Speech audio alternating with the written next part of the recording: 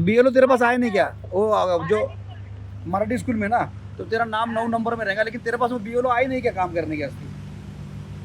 वो जो आदमी आते वो आए नहीं क्या तेरे पास काम करने के वास्ते? नहीं, तो जो भाभी ने मेरे को बोले थे 9 नंबर में तेरा हाँ, नाम है। तो इलेक्शन कार्ड लेके आ तू मेरे पास में, इलेक्शन कार्ड लेके अपने तलाठी अपने इसका नेमीला है, अपने 9 नंबर को तलाठी साहब है, वो तलाठी साहब के पास पीर के दिन सोमवार को अपन काम करके लेंगे।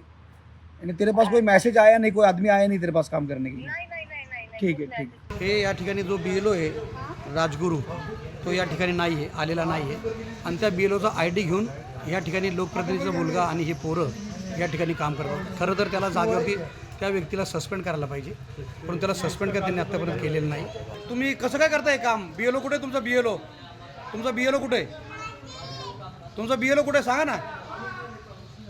मोरडे सांगा बीएलओ काय झालं? बीएलओ सांगा, काय नाही प्रॉब्लेम नाही. बीएलओ कुठे आहे तुमचा?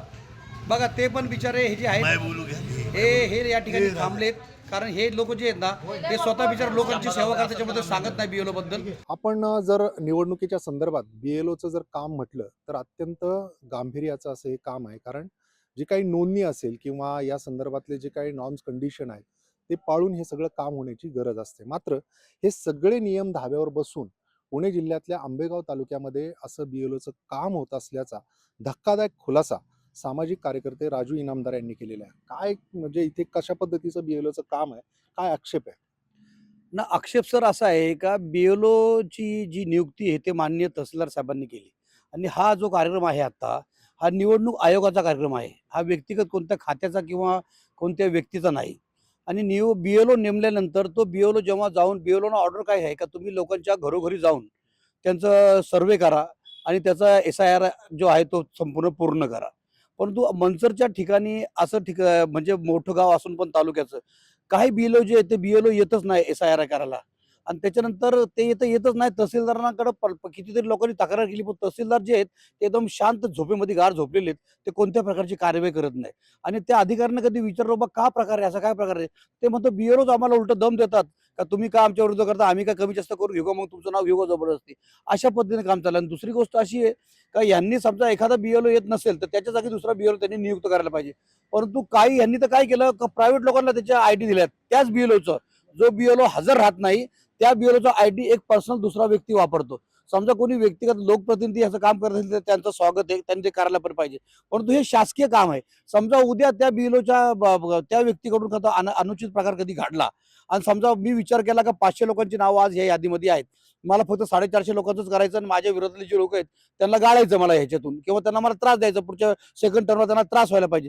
अशी पण ह्याच्यामध्ये म्हणजे अशी पण त्रास ह्याच्यामध्ये होऊ शकतो ना. जो माणूस त्या ठिकाणी बीएलओ नेमला त्याचा आयडी तुम्ही दुसऱ्याला कसा काय देऊ शकता? असा प्रकार झालेला पण आहे. हा, असं झालंय. आणि त्यांचे बाईट आलेत, त्यांच्या लोकप्रतिनिधींनी त्यांच्या बातम्यामध्ये खुलासा केलाय, त्यांनी त्याच्या शूटिंगमध्ये दाखवलंय का आम्ही हे सगळं करतोय म्हणून. त्यांनी केलं त्याचं स्वागत, परंतु हे चुकीचं चाललंय ना. ज्या निवडणूक आयोगाने हा कार्यक्रम लावलेला आहे किंवा तहसीलदार त्याचे या तालुक्याचे प्रमुख आहेत, त्यांनी ह्याच्यावरती लक्ष द्यायला पाहिजे. कुठं काय बीएलओ आहे? मंचर नगरपालिका सारख्या मोठ्या ठिकाणी आज 4-5 ठिकाणी बीएलओ आहेत. दुसऱ्या सर्वात मोठी बाब म्हणजे बीएलओ त्यांच्याकडे येत नाही. म्हणजे बीएलओ जाऊन लोकांचे प्रश्न सोडायला पाहिजे. तो उलट आहे. लोकांनी बीएलओला शोधायचं, त्याच्याकडे जायचं, तो तिथं बसलेला असेल तिथं जाऊन त्याला दाखवायचं, आणि तिथं जाऊन दाखवल्यानंतर आणि त्यांनी तिथं काम करून घ्यायचं. हा कोणता प्रकार आहे? बीएलओला त्याचा भत्ता मिळतोय, बीएलओला त्याचे पैसे मिळणार आहेत.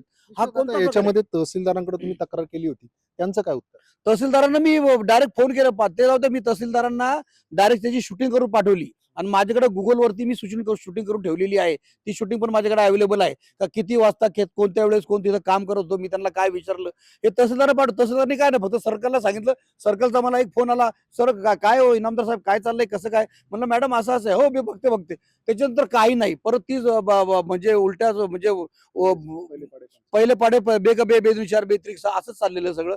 आणि ह्याच्यामध्ये सजा उद्या काय कमी जास्त झालं. आणि हे मुस्लिम भावलेमध्ये असं का होतं? गावठाणामध्ये जिथं ओबीसीचा वर्ग म्हणजे 12 बलुतेचा वर्ग जास्त आहे तिथंच का होतो?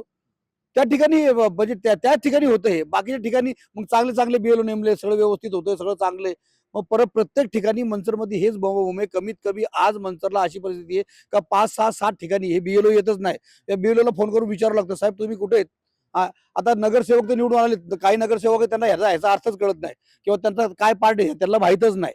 परंतु हा सर्वसामान्य जनतेचे प्रश्न आहेत, हे नागरिकत्वाचा प्रश्न आहे आणि खास करून अल्पसंख्याक आज जो संपूर्ण वातावरण जे भारतामध्ये चाललेलं आहे त्याच्यामध्ये 12 बलुते जे आहेत या लोकांची वरती प्रमुख भूमिका आहे. त्यांचा नागरिकत्वाचा प्रश्न आहे हा आणि हा गांभीर्याने घ्यायला पाहिजे तहसीलदारांनी, ते घेत नाहीत.